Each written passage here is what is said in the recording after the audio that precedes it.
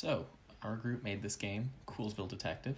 It's a mystery narrative based game where you go around a town that's been experiencing some disappearances and try and figure out what's going on. When you start, it tells you to use the WASD keys to move. You can press E to interact with people, and in battles, which there are a couple of, you have this damage bar that you use. It asks you to input your character's name, so you could put in whatever you want. The default name is Quinn Gray. And then it gives you a little bit of backstory, how your character is a detective specializing in supernatural crimes, and there have been some disappearances in Coolsville. And this guy, Ezekiel, has hired you to look into it, and he'll meet you at the train station. So here's the train station, and you see Ezekiel meets you. He's the guy right here in the white. And you can tap through his dialogue. Hopes you had a good trip into town. And he tells you there's one thing that you need to do before you can settle in for the night.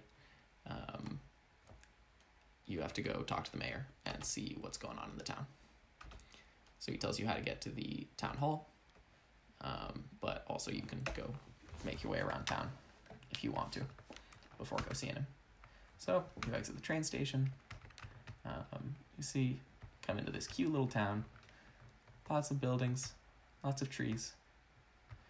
We can go into most of these buildings. This is the police station.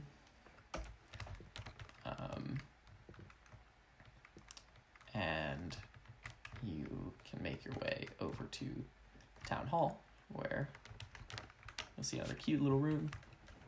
This is the mayor's secretary, or receptionist. Welcomes you to the town hall. Mayor's on the left. Go in there. Go into a little cutscene where you talk to the mayor and Ezekiel.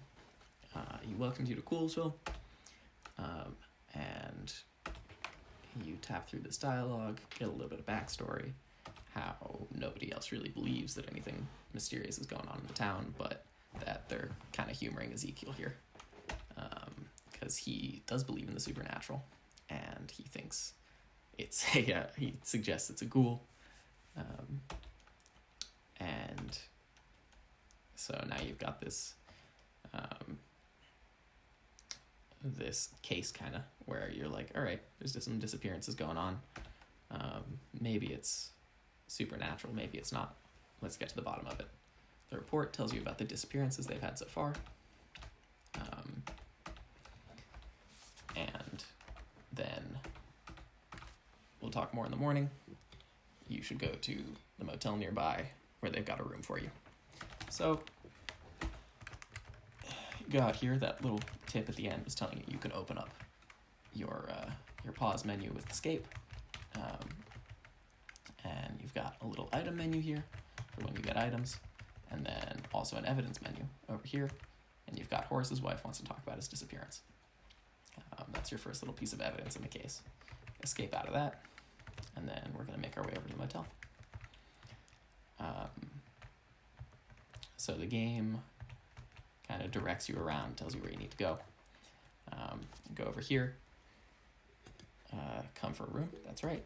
This is the motel where you're going to be staying. And the motel owner, Karen, calls for the bellboy to come and give you the key, but he's not there. So she sends you on a little journey to find the bellboy. Tells you can find him at the bar. And so now you got to go find him at the bar. The game plays very simply. It's a lot of going around to different places trying to figure out what's going on. And occasionally, so this is the bar. Here's the bellboy drinking at the bar. Occasionally you'll have these little kind of mini game things, like right here we're about to see the bellboy. In order to get your key from him, you need to fight him. So it'll take you into this little fight menu where you select fight, punch, and then you try and get that bar into the middle of the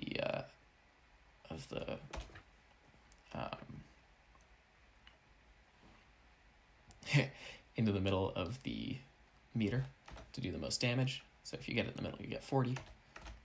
If you get it closer to the edge, you'll get lower. And each time you attack, there's a chance you'll miss. There's also a chance that the other person will miss. And when you beat him, it'll bring you back to the main world, say, ow, that's not cool at all. And he gives you your room key. And then he's going to make his way out of the bar and back to the motel, supposedly. You can talk to the bartender over here. He's like, thank you for dealing with him. He was too drunk. And then you make your way out. At this point, it's night, and you can see the screen is kind of dim to show you that. Go into the motel, and you get the keys. So tell the motel owner you beat him up to get him, and then tells you you can go over to your room where you can rest. So this ends the first day by pressing E on the bed and going to sleep. Now you wake up, it's the second day. Go over and talk to Karen, and she'll tell you about how they're expecting you at Horace's house. And tells you where to find it, and tells you the bellboy's also gone missing. So basically you're going from place to place, trying to look at these pieces of evidence. So Horace's wife wants to talk about his disappearance, so you're going to go talk to Horace's wife. You also have the motel key that you got from the bellboy the previous night that was added to your inventory. So now this is Horace's house. You see his wife, Betty, here, talking with the police constable. And here you've got her asking, what do you think happened? Or you're asking her, what do you think happened? And she tells you, oh, he was in his room, and then the next morning he was gone. The constable says to you, I don't think anything is going on. I already checked the room, but when you get in here, you're like, I wonder what's going on. Is there anything over here? No? What's this up in the corner? There's a little E, so you know that you can press on it.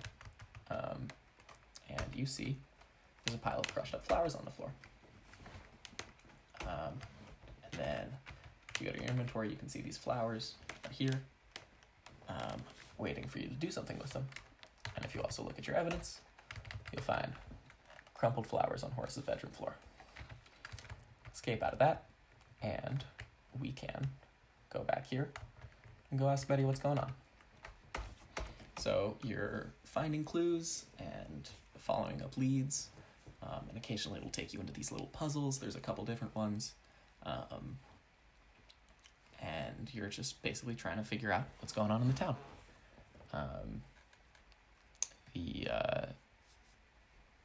The game eventually ends when you figure out what happened, and what was really causing the disappearances.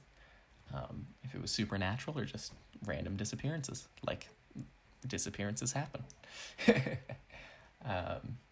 And yeah, I'll let you guys play the game to see what it's really like and to figure out what the mystery in Coolsville really was.